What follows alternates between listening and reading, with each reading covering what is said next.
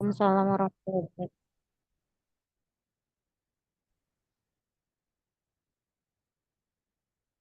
Oke, alhamdulillah di malam hari ini kita bisa ketemu melanjutkan pertemuan kemarin.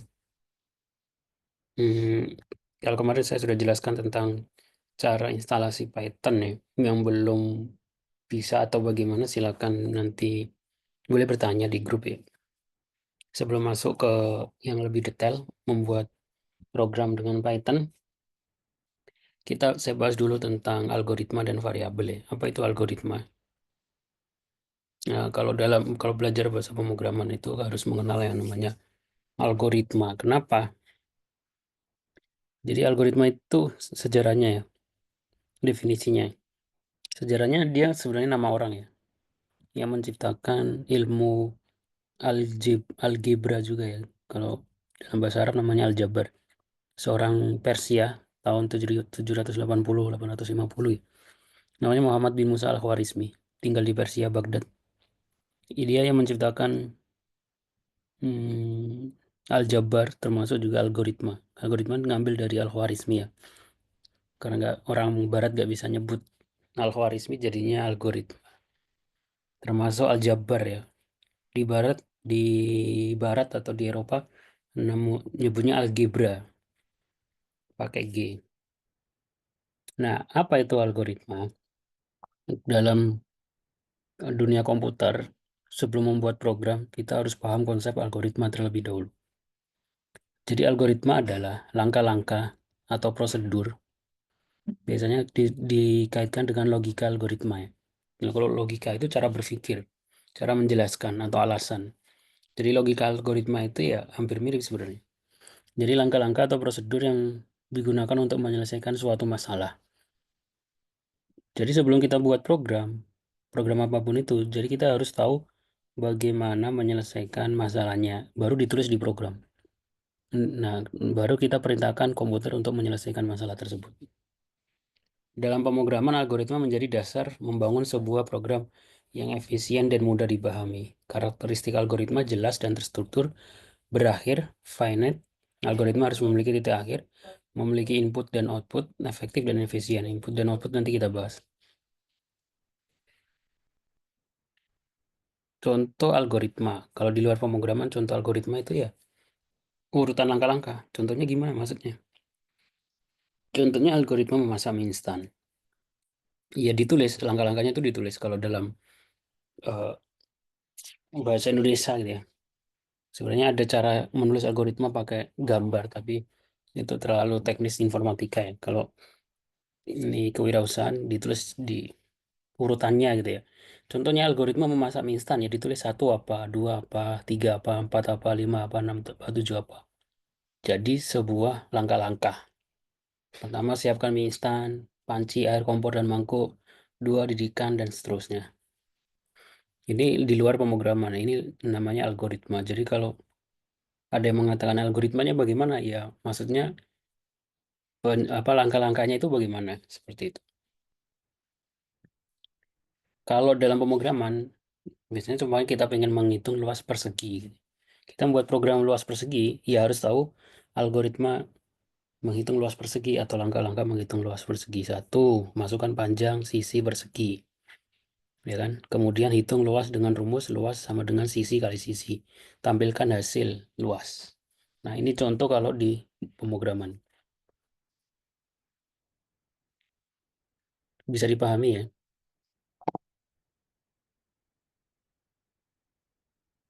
Bisa dipahami? Insya Allah Pak, bisa. Hari ini saya nggak ngasih tugas, mungkin minggu depan aja ya.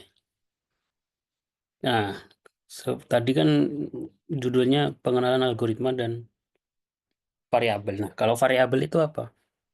Orang sering nyebut variabel ya, di luar pemrograman. Variabel itu sesuatu wadah gitu ya kalau secara sederhana. Kalau di dalam pemrograman ya beneran wadah. Jadi contohnya nih, ada nama variabel, ada nilai. Jadi sebuah wadah kotak ini wadah kan, ini namanya variabel. Nah, variabel ini punya nama. Nama variabelnya skor atau nilai gitu ya. Nah, wadah ini bisa diisi isinya apa? Kalau skor atau nilai isinya ya angka gitu ya. Kalau nama isinya ya abjad gitu. Ini variabel. Definisi variabel itu ada yang nanti kita isi di pemrograman. Bisa dipahami ya? Oke, biar kalau masih ada yang pusing, nanti dikit-dikit akan paham. Jadi, kalau secara definisi variabel adalah tempat menyimpan data dalam pemrograman.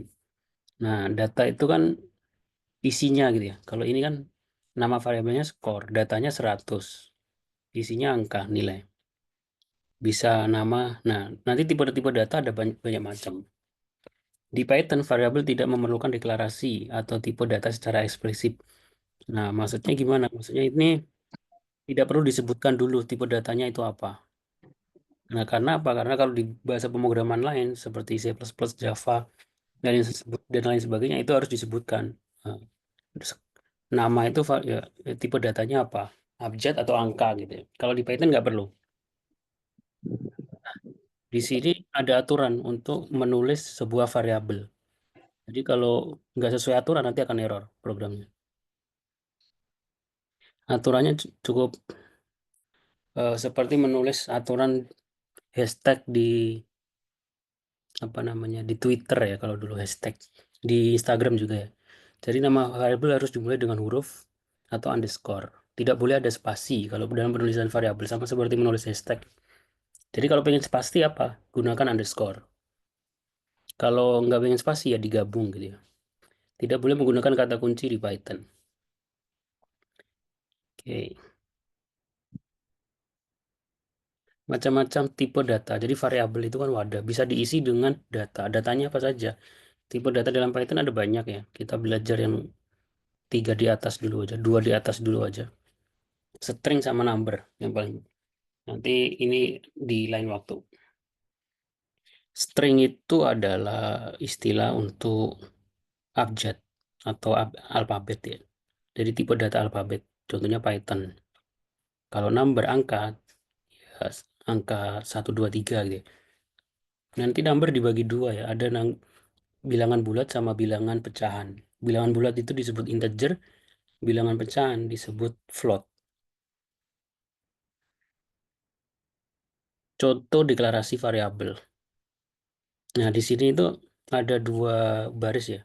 Yang atas sama yang bawah. Yang atas itu namanya pemberian variabel. Maksudnya gimana? Di sini ada nama, berarti kita buat variabel nama, terus kita isi dengan sebuah tipe data string atau alfabet. Alis namanya. Kemudian usia, kita isi 25, nilai kita isi 89,5. Nah, ini bilangan bulat disebutnya integer. Bilangan pecahan, kalau ada pecahan di Python itu pakai titik, nggak pakai koma. Namanya float. Float itu kan bahasa Inggris ya. Ini istilahnya pecahan ya. Kalau di minuman itu kan yang berbusa gitu, float. Terus ini tipe data boolean itu tipe data yang isinya cuma dua. Kalau nggak true ya false. Kemudian dicetak. Nah, cara mencetaknya seperti ini.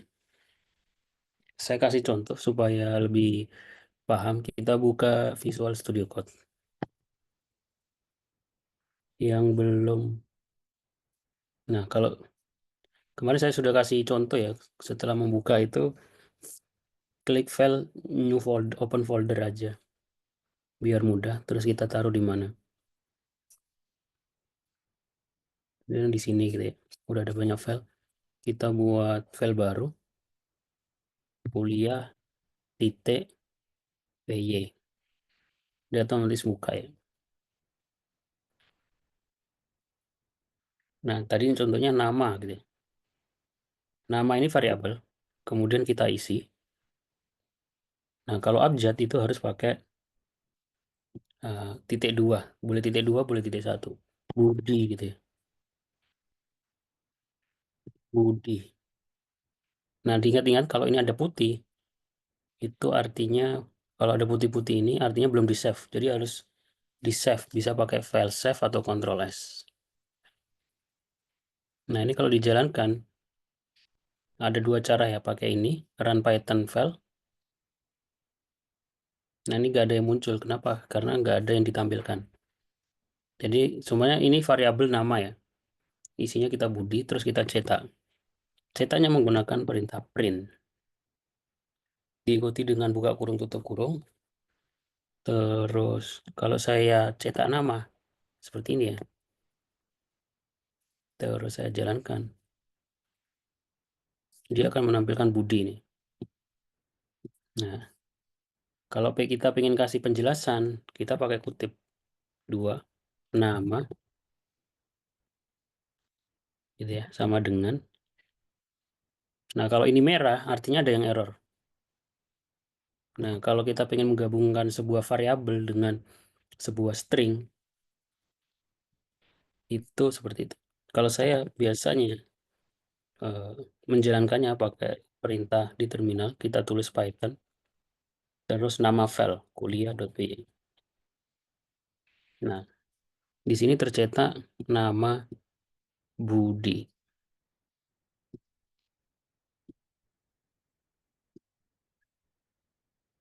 Oke, kira-kira ada pertanyaan?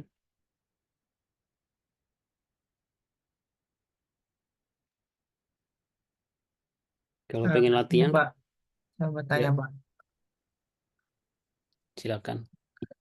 Untuk ini Pak yang Python, apakah data laptop kita itu aman nggak Pak? Maksudnya data laptopnya, ya aman. Ya, Kenapa nggak aman ya. aman? Maksudnya Aman, kalau kita jalanin aplikasi ini, aman. aman ya Pak? Nah, kalau pengen latihan, kita bisa copy aja dari materi yang saya share. Ntar saya mute dulu. Nah, di sini ada hijau-hijau ini. Hijau-hijau ini maksudnya apa? Nah, pagar ini, di sini ada pagar ya. Ini namanya komentar ya. Kalau komentar itu setelahnya nggak dieksekusi. Artinya apa? Ini hanya penjelasan aja. Jadi kalau dalam pemrograman itu kan, kalau kita buat program kan yang baca nggak cuma kita ya. Jadi supaya yang baca, ketika orang lain baca, itu paham, itu dikasih penjelasan. Penjelasannya bagaimana? Pakai komentar ini. Ini istilahnya komentar. Komentar itu gunanya untuk penjelasan baris program tersebut. Kita bisa hapus. Nah, ini kan ada penjelasannya menampilkan variabel. Jadi variabelnya ditampilkan menggunakan perintah print. Di sini alis, usia, nilai. Ini kalau dijalankan, saya biasanya pakai diketik ya. Nah, di sini tercetak.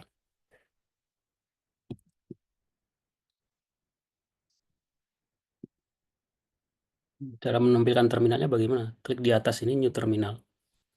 Baru kemudian Python. Kalau saya karena Python saya Python 3, kalau di Windows Python aja kayaknya cukup ya. Kalau di tempat saya Python 3 gitu, harus Python 3. Kalau Python aja terus kuliah, dia nggak kebaca. Oh, kebaca ya. Sama aja.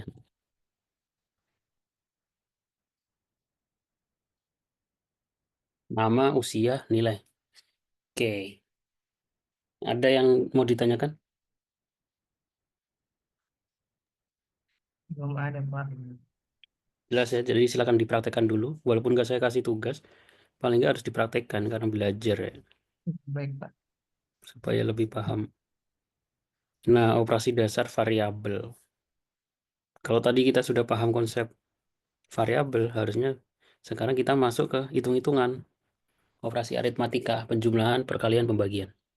Sama, operasi aritmatika di Python simbolnya sama ya. X tambah Y. X dikurangi Y, kalau kali dia pakai shift 8, pakai bintang kecil. Kalau bagi, itu dia pakai garis miring. Nah, modulus. Modulus itu apa? Di pemrograman kita mengenal modulus. Modulus itu sisa bagi. Ini saya copy dulu, biar paham dulu ya. Kita taruh di... Nah, sebenarnya kita bisa mau nulis program dengan Visual Studio Code. Kalau Visual Studio Code ini kan offline ya, nggak perlu connect internet. Tapi kalau kalian connect internet, kita bisa pakai browser Google Chrome, terus ditulis saja IDE Python. IDE itu istilah untuk aplikasi membuat program ya. Nah, IDE Python online. Pilih aja yang paling atas. Ini iklan nih yang atas. Saya biasanya pakai yang ini. Nah, di sini kita bisa nulis programnya di sini. Contohnya ini ya, pertemuan 3, ini operasi aritmatika, saya copy dulu. Saya taruh di sini. Nah, cara menjalankannya ditulis, diklik run di bawah nih. Di sini saya punya variabel X ya. Terus kita isi angka 10, Y kita isi angka 5. Nah, penjumlahan sama dengan X ditambah Y. Kalau kita taruh operasi aritmatika ini, hasilnya adalah 15 ini. Ini komentar, ini penjelasannya ya, hasilnya.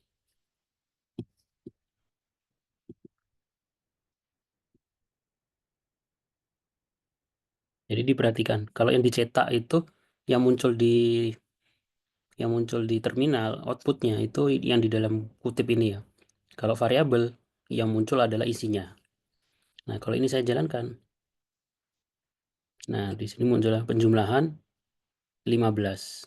Yang tercetak bukan X sama Y, tapi hasil dari isi X ditambah Y. Hasil dari isi X dikurangi Y, 5.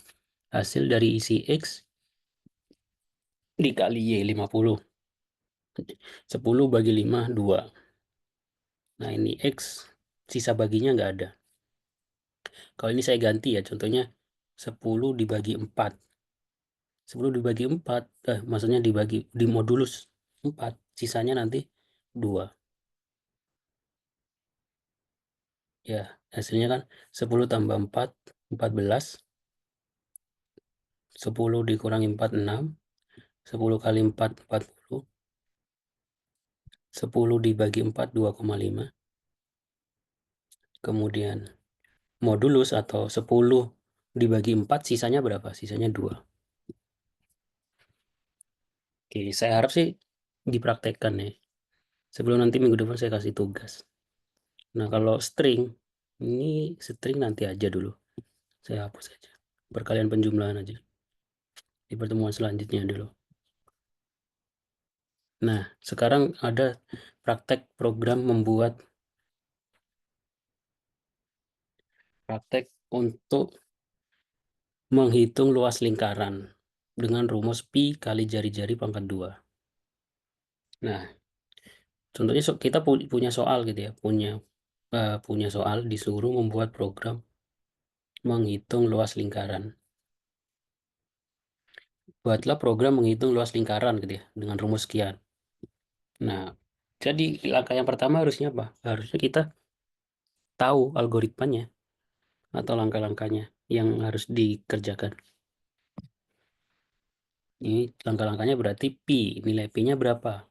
Kita buat variabel pi kita isi 3,14 kan nilai apa namanya pi. Terus kemudian ini jari-jari lingkarannya di input ya. Karena di sini ada input, nanti komputer akan meminta input ya.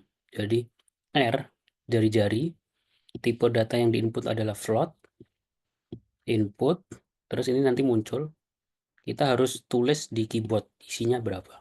Baru kemudian luas sama dengan pi dikali R pangkat 2. Nanti akan tercetak hasilnya. Kita praktekkan, saya praktekkan dulu.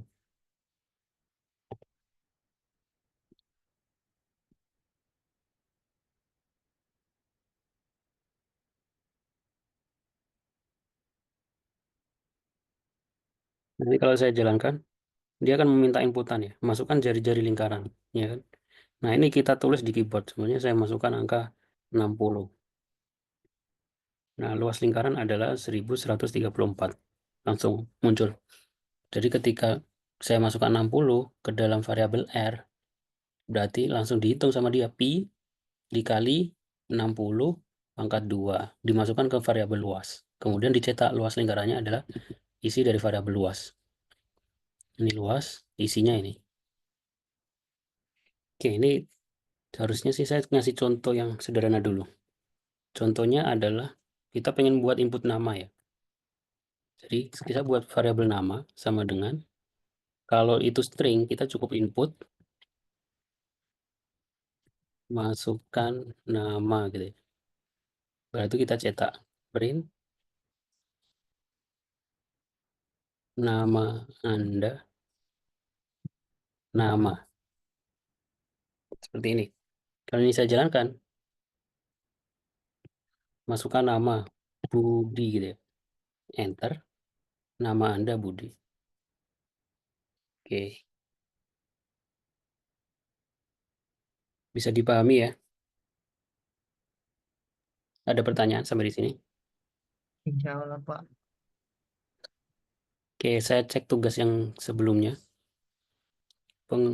Pelan-pelan aja sih saya, biar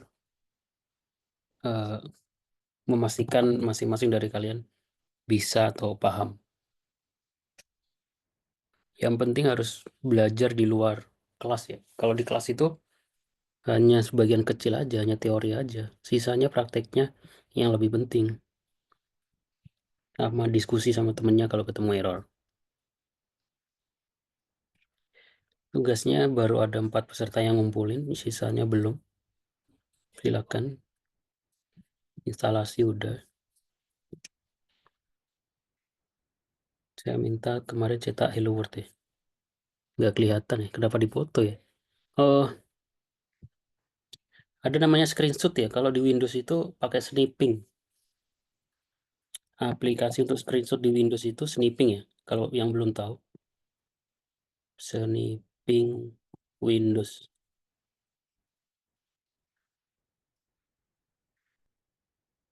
Jadi nanti kita klik new, nanti kita select gitu. Nanti baru di copy, di ke save, baru di copy, ditaruh di. Kalau saya pakai Mac, karena saya pakai MacBook, saya aplikasinya namanya screenshot.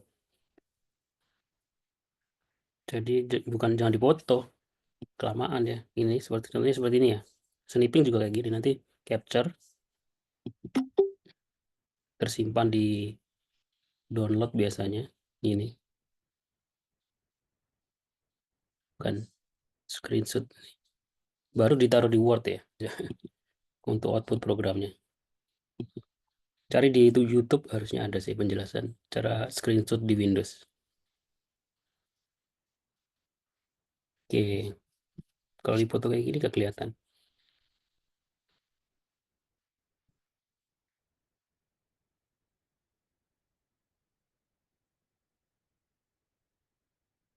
Nah ini di screenshot.